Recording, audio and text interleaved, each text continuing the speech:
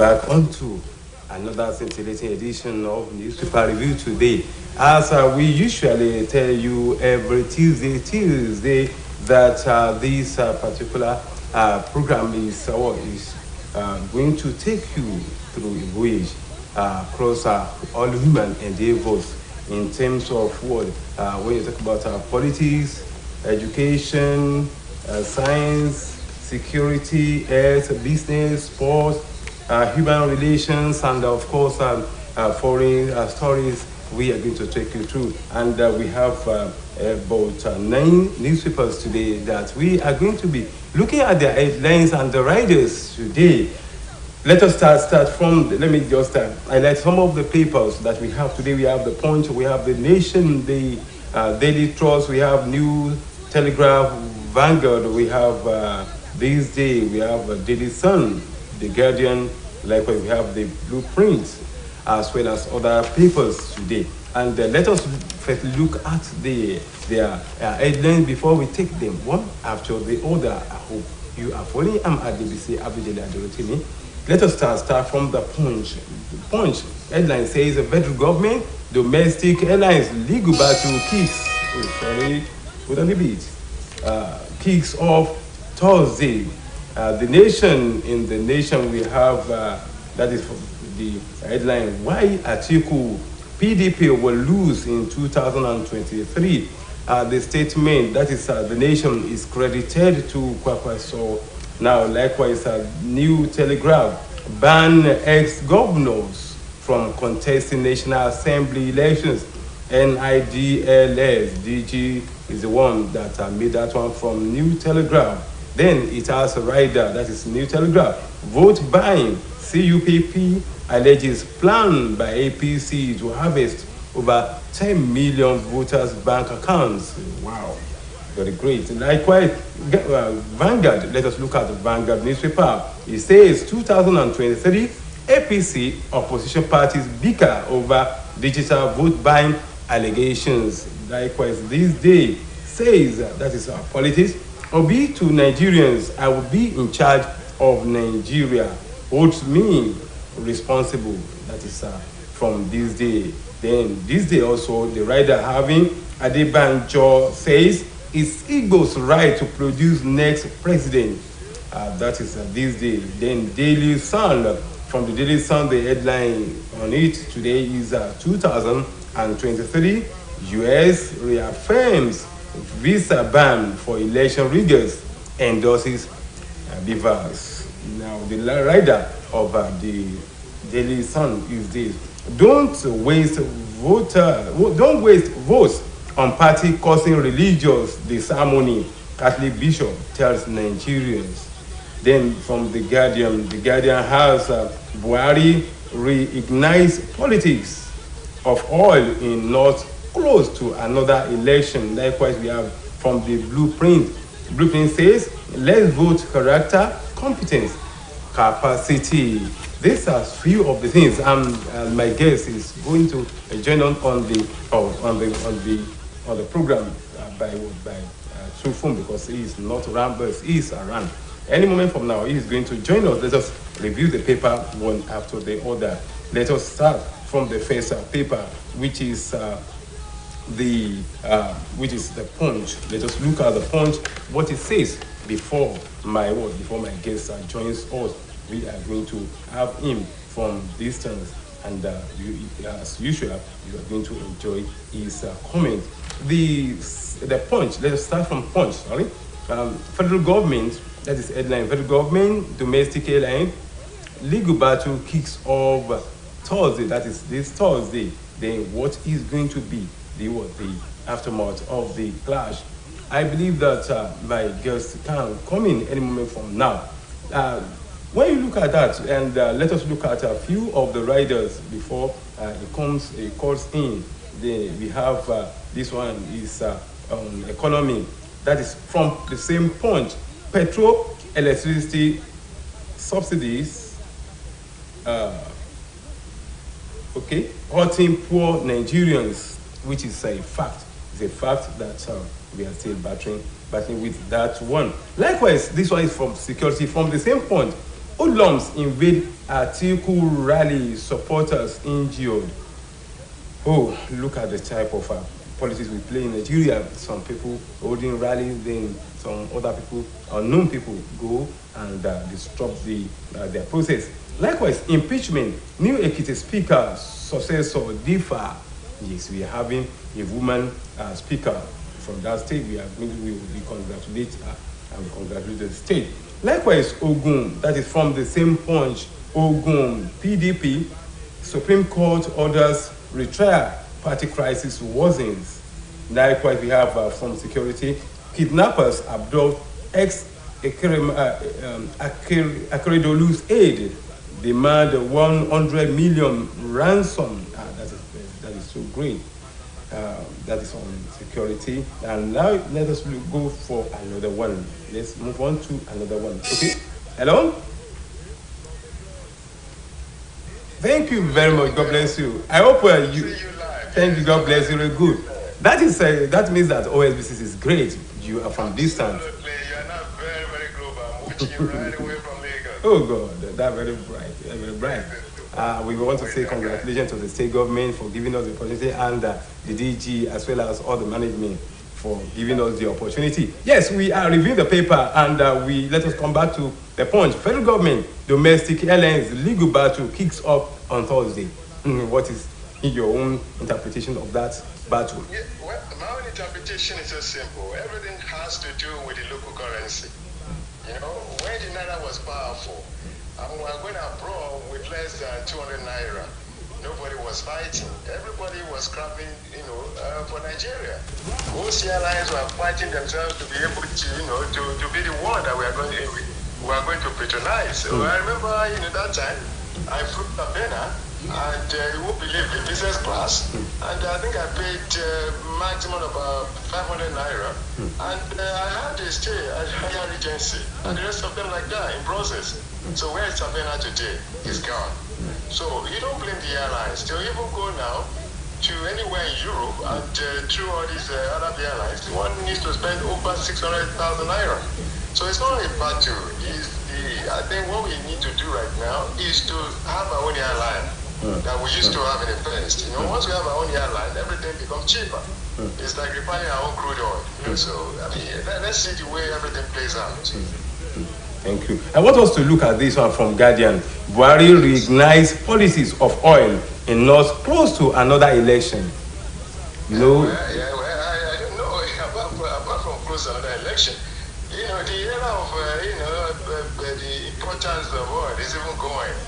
Everybody is now going for electric, vehicles, automobiles, and the rest of them. And again, we're even talking about solar system. I think we need to move forward. I think enough of all these localized, quality, whereby whatever we have in the south must be replicated in the north. Whatever they have in the north must be replicated in the south. I think it doesn't make sense to me. I think what we need to spend our resources on, number one, is to see how we develop those things that really matter to the regions, like the southwestern region. What matter to them, to the people they are surrounding, are just basically two. Number one, a vibrant economy, and number two, a sound qualitative education. And I think also in the northwest, what should matter to them is how they can be able to turn their areas that agrarian community where they can produce rice and the rest of them like that. And then what about North Central, Plateau and the rest of them? I think what should be important to them is all those precious stones. Nigeria is really blessed.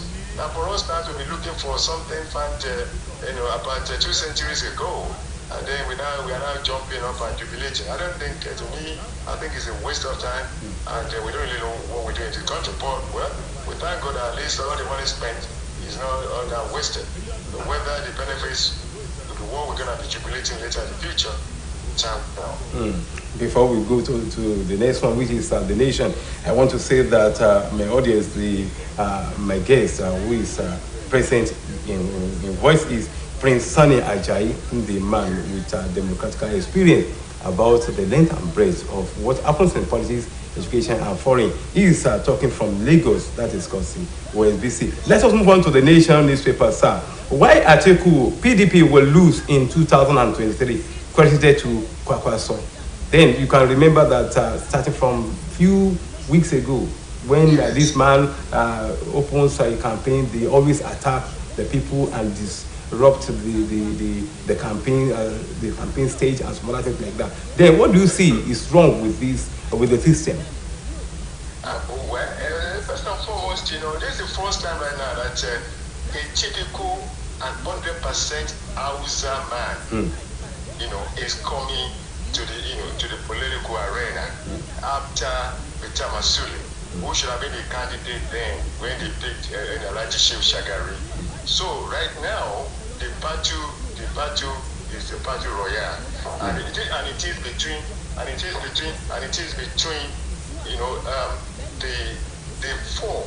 Let me now put it now. The four major tribes in the country. So we are talking about the Yorubas, the Igbos, the Kanuris, the Hausas, and the Fulanis. And so what is the competition going to look like? The competition is going in the northwest and the northeast is going to be between Atiku, in the northwest, and Kwakwanso. And I think Kwakwanso will have a edge. There's no doubt about that. Because the northwest is predominantly Hausa. Even when you talk of Sokoto, is Hausa. Sokoto used to be Hausa kingdom under King Yufa. Yes, who was allegedly assassinated in 1804, and then they changed it to sultanate. It used to be a kingdom, and it used to be a king. So even Zamfara is predominantly Hausa, and the rest of them like that. So that battle royale is going to be between Alhaji Atiku Abubakar and Dr. Kwakwanso. That is the northwest. When we now come to the northeast, it's going to be between the Kanuri, and the Fulani. And the Kanuri right now is Shetima, Senator Shetima, against the former VP Atiku Abubakar. So and then when it comes to the west, forget about it. We Yorubas, I think, we don't know where we're going, in the politics. And so when it comes to the east, the two of the eastern states are already gone, to the Yorubas. I'm not talking, in a trapper, sentiment or in a trapper configuration. That you have a state like Ebonyi and a state like Imo, they are already there for the APC. So, and then when it comes to the south, south, you now realize also from the south that it is weekend now that we're hearing about. So the battle is between Atiku and Kwakwanso for the northwest. So that I can see that Kwakwanso will have a edge. Whether we like it or not. Okay, let us move on to the New Telegraph. The New Telegraph says, ban ex-governors from contesting National Assembly elections. NIDLS, DG says it's whether that last week the UN threatened that it will support Nigeria with that very logistics by discouraging any rigor from coming to their country. Then what do you see to this clamor? Can it change? Well, I think it's good now. If the West is now saying that any election rigor will not be allowed to come, I think it's good for us, and I think it's good for our nation, and I think it's going to be a lesson to all of them. So you see, that's the way that's the way I see it, so that because everybody wants to go to the West, everyone wants to go to America, everyone wants to go to Europe. So if now, they're now saying that, look, enough is enough, and we will not tolerate this from you. So be it. I think that is just what is going on right now, and I think I buy into that. You see, that okay, if we cannot control ourselves internally, which is a shame, and we cannot stay in our own country, develop our country, and enjoy what God has given us, is a shame. So why would they now go to their own country or countries, where their own forefathers have really fought harder, and they are fighting, to make sure that they do not only retain the heritage, but they make things better. So for me, I think it's good, and to me, I think it's sad.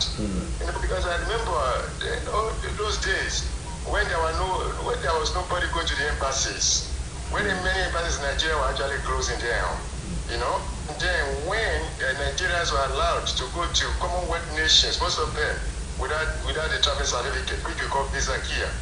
And then whenever we got to any shop, particularly in London. I remember, in 1972, as a small boy, when we all left Germany, Hamburg, and we got to London and went to this Indian shop, and with our green passport, as soon as they saw us, they said, "Oh, these are Nigerians from the old rich nation." They abandoned the other people and started attending to us. So I think, until we're able to reinvent our nation and put our priorities right, and those things that we should take as necessities, we do not take them as pride. For instance, the government is supposed to give us light, the black government. People are now so proud that they have solar system in their homes. It's a shame. The black government and the government are supposed to give us water. People are now proud that they have it's a shame. Most things that we take here, basic facilities, luxury, this and that things that we should enjoy naturally, and it should just be things that we don't even know that they exist. But they have really changed our society. We have changed our value system, and we have what I call poverty mentality, which is sad. I want you to look at this affirmative statement by Obi that is coming from This Day newspaper. This Day newspaper says, "Obi to Nigerians, I will be in charge of Nigeria. Hold me responsible." Obi saying that from This Day newspaper. Excuse me, you should know Islam people. You know what I'm saying? Islam people, we have about 200 million people. For God's sake, we have 36 states. Right? And we are different in our cultures, values, and the rest of them. How can somebody just, how can somebody come out and say, "Listen, hold him responsible"? That's talking down on us. He has confidence. And he's talking down on us. And for instance, and this is not the first time. I remember Peter Obi, when he was going for the governorship of Anambra State, he swore that he will ever change from Abga. So should happen. This is not an allegation. These are facts. And Solodo went for us to say, even called him that, "Look, why didn't they together beat the Abga?"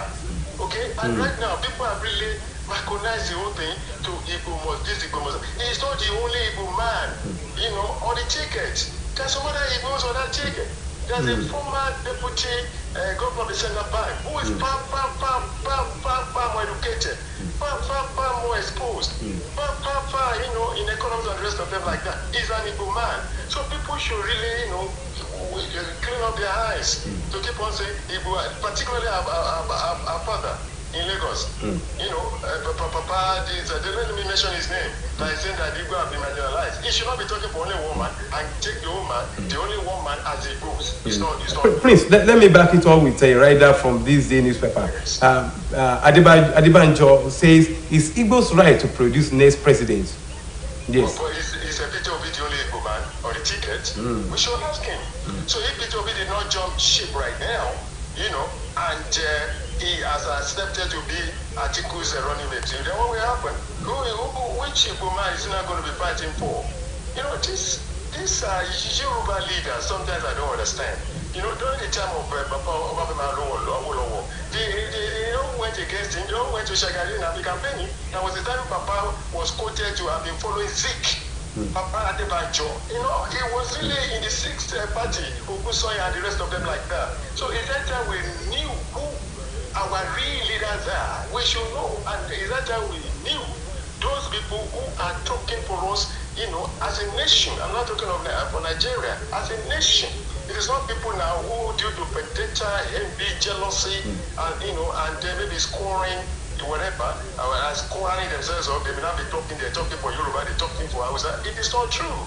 If he has anything against Ashwaji Tinubu, let him come. Clear and clean. That's it. Lagos right now. I don't know which constituency Baba has ever won any election in Lagos.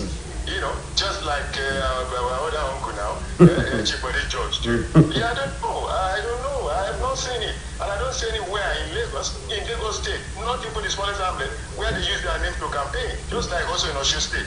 Most of these people that go up and down with the governor there, they use their name to campaign, but their children are all over now, occupying the big office state.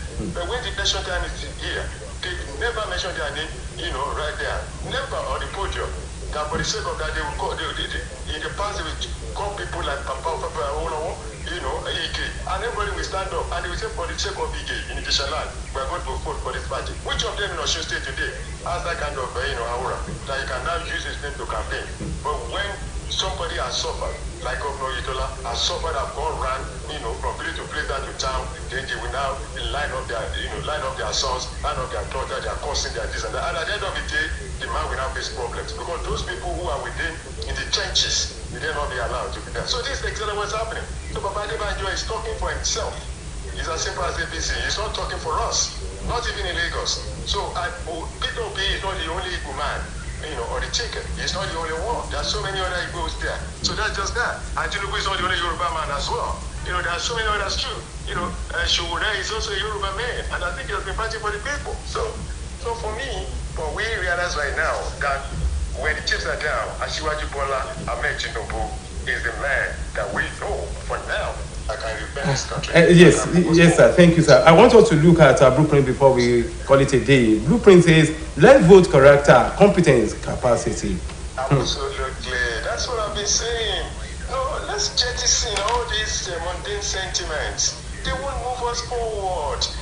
Barack Obama is a black man, and his father, from Kenya, he became the president of America, and America changed. America was going down when George Bush was leaving.